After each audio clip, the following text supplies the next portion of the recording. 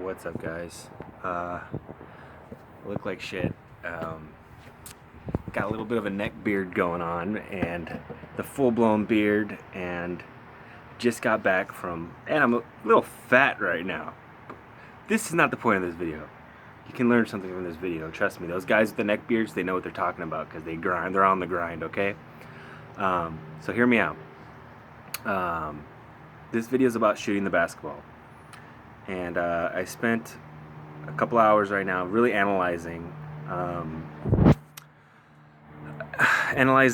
my shot and my form, and comparing kind of different styles, like just little tidbits, little mechanical differences in techniques, like very like stylistic things almost. Like, for example, like something like a Steph Curry style compared to a Ray Allen style. Like, obviously those are two of the best shooters of all time, right? And so let's compare what they do the same and what they do differently. And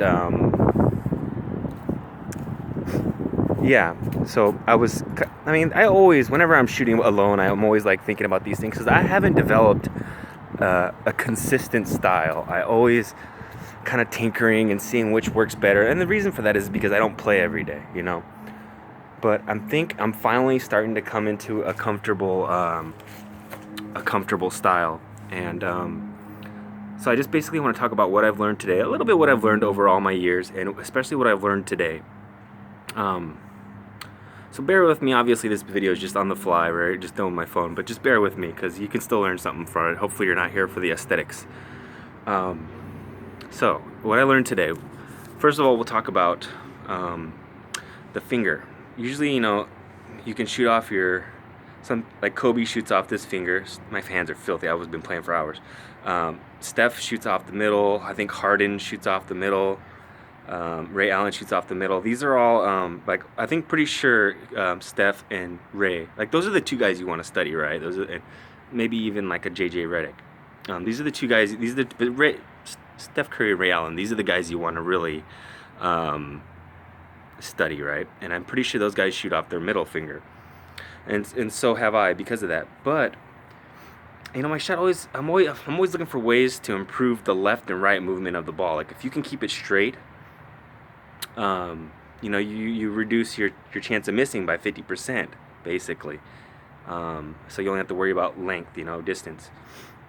So what I realized today was, I'm like, okay, let me just experiment with shooting with this finger, you know. So I started shooting with this finger, and I realized the ball was going a lot straighter. And I was like, why is that? I feel so much more comfortable with my middle finger. And that's what Steph and Ray do. And I looked at my fingers. This is a little crooked.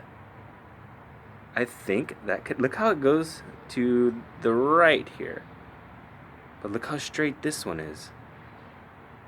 So I started shooting off this, and I was getting a lot of more straightness. Small sample size. I'm not sure if this is the reason why, but I'm inclined to think it is. I suggest you give that a try. If you look at your hands, see if your hands are straight. If this finger's the straighter finger, perhaps you want to start off this finger. I was having a lot of success with it, keeping it straight like that today. The next thing I did to keep it straight, you know, I'm always when I'm shooting, I'm imagining Steph Curry in my mind in his form, and I've always studied a lot. I mean, I've studied so much his shot, but I don't do it often, so it's hard to get it perfected. But in my mind, I was picturing him holding the ball. Okay, I guess this is the part where you're gonna have to bear with me because I don't have a cameraman. Bear with me, guys. Let's see if I can get a good shot here, leaning up against something.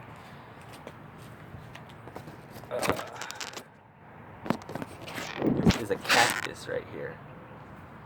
So he keeps the hands on the side of the ball like this. Also, his shooting elbow is tucked in. His right elbow is like almost touching his side. And a lot of coaches teach you like this. But Steph and Ray, they both shoot like this. Like, that's how they start their shot, right? And the reason that that's better, the reason that the hands on the sides of the ball are better, because it stops the east and west movement of the ball. so you can get a straighter shot. Also, if you keep your elbow tucked in,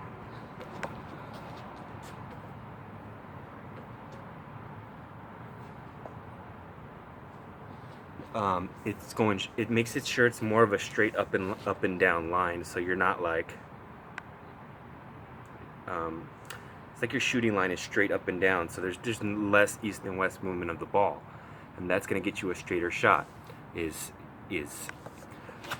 hope you guys can hear me. I'm not very close to the camera. Bear with me. So we really want to eliminate that east and west movement of the ball, and by keeping your elbow tucked in,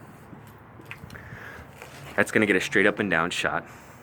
By keeping your hands on the sides of the ball, instead of like like old school, they teach you one underneath.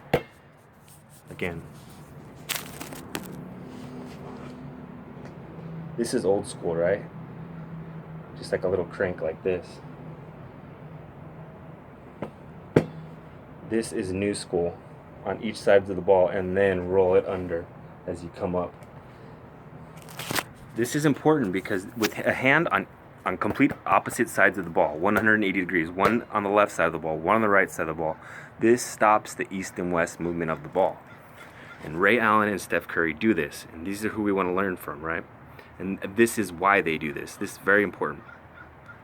Okay, so that kind of takes care of the straightness of the ball. You got your finger. Which finger? I got my crooked ass finger here, so I'm starting to use this when it's straighter. I've got my elbow tucked in, so it's straight up and down. Like if I have my elbow out, I'm gonna have to bring it in, and it's gonna have an east and west movement of the ball, and we don't want that. That's number 2. Number 3 for the east and west movement of the ball was the left side of the ball and the right side of the ball, right? Okay, that takes care of east and west movement of the ball that we're trying to eliminate. The next thing I learned was, I was playing for hours, just shooting for hours and hours, and my arm was getting tired, and my shot was just starting to be shit. So I started to use my legs more. And my legs are gonna, that's what you want to do anyway. You want your legs to propel the ball. The power comes from your legs. The power shouldn't be coming from your shoulder and your arm. And I realized my arm was getting tired. I'm like, that must mean I'm using too much arm. If my arm really shouldn't, I don't play that often. I've been out of shape and all that, but my arm really shouldn't be hurting and getting tired. I'm probably using too much arm. So I started using more legs. And I could tell that was helping. The ball was just more fluid.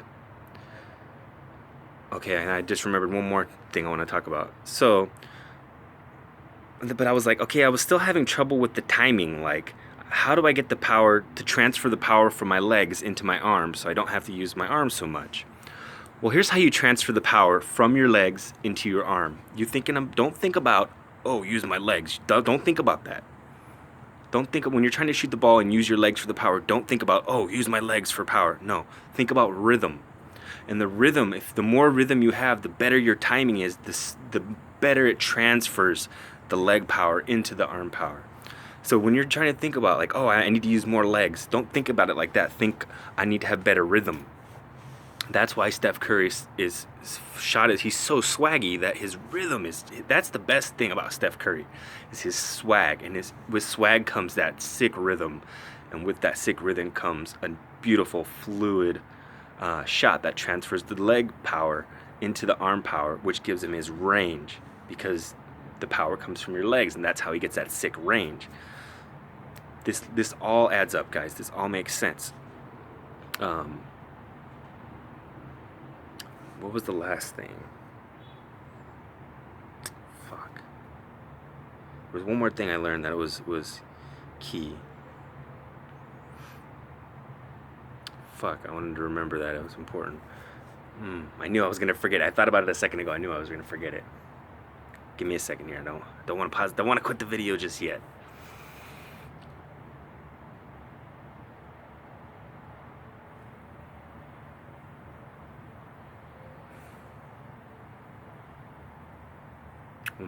Damn. Well, I guess I'll make a part 2 if I need to. I'll remember it later.